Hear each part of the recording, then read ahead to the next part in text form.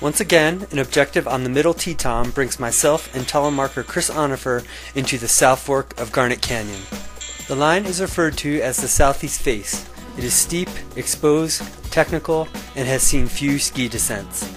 Having scoped the route out numerous times, we opt for a less exposed ascent up the southwest couloir on the opposite side of the peak. Chris makes his way up the final few steps to the start of the descent, which begins at the summit of the middle Teton.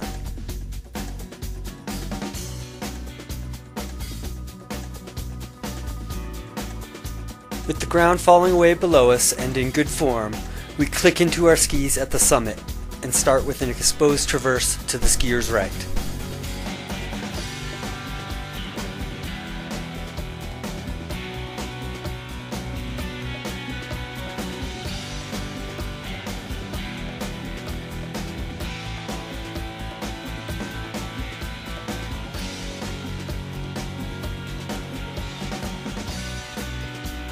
The real skiing begins with some tight turns in variable snow conditions through rocky terrain as we make our way down to a notch below where one can look down into the very upper reaches of the Chenard couloir.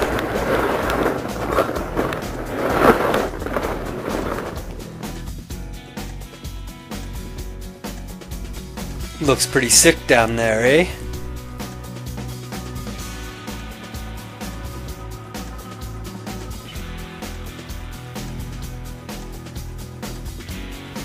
Skiing down the southwest couloir on more funky snow brings us to a big traverse to the skier's left, where some sidestepping and another traverse brings us to the top of the Southeast Face, our main objective of the day. We are ready to ski this thing. Been looking at this line for a while. Feels pretty good. Here we are, Southeast Face. Having not climbed the route, this is our first glimpse down the face, which looks to be rather exciting. Ooh yeah, pow right now.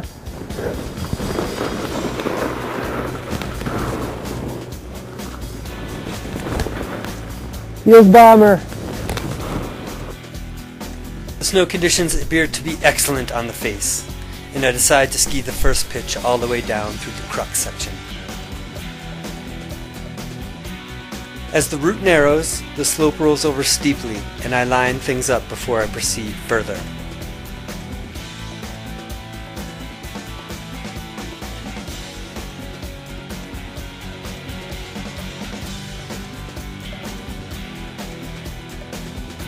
My heart races as I enter the crux, the steepest and most exposed section of the descent, and I make controlled turns where I feel confident.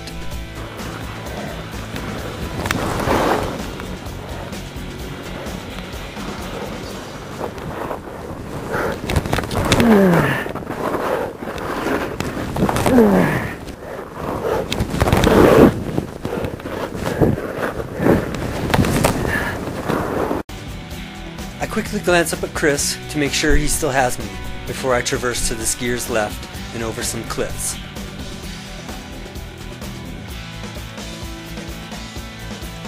Feeling most exposed through this section, I continually poke at the snow to test what kind of shape it is in.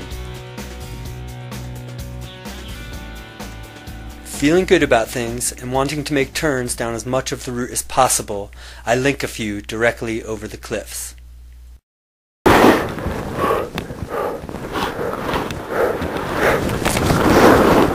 It may go without saying, but the intensity level is high.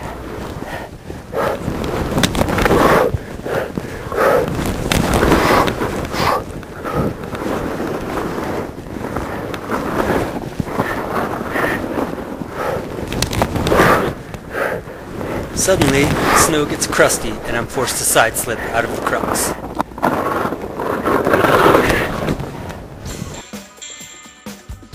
Exiting out onto the face, I really want to cut to the skier's right to a nice island of safety, but I know if I do, I will get hammered by Chris's slough raining down on me from above.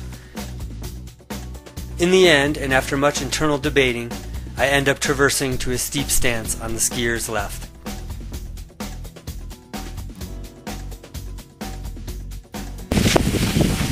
Chris doing some side slipping of his own.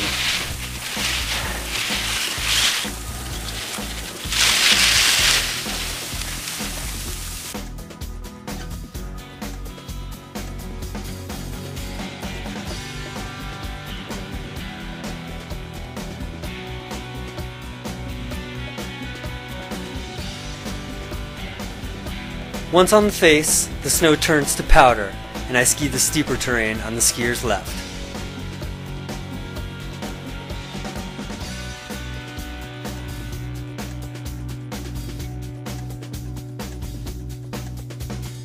The skiing is awesome here, but as I descend, the snow begins to pile up, and I get a little nervous of avalanches. After a while, it's more than I can take, and I traverse right to safer terrain. Yeah, that's awesome. Lower down, the snow becomes a bit more wind-buffed and less frightening.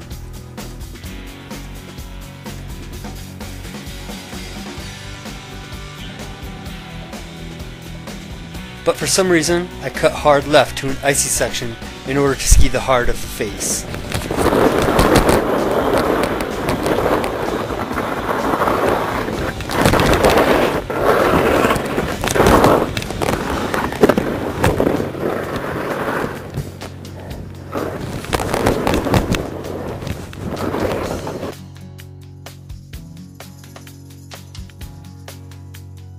The wind begins to pick up as we get lower, but the skiing is less intense at this point just the same.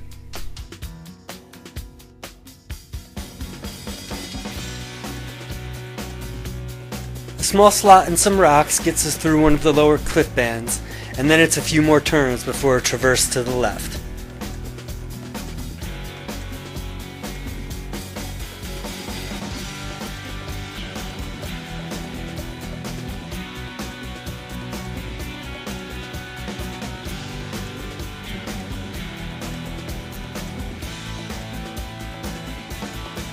There are some big cliffs below us at this point, but I try not to think about them, and soon enough I'm making turns on a nice wind feature below and off the face.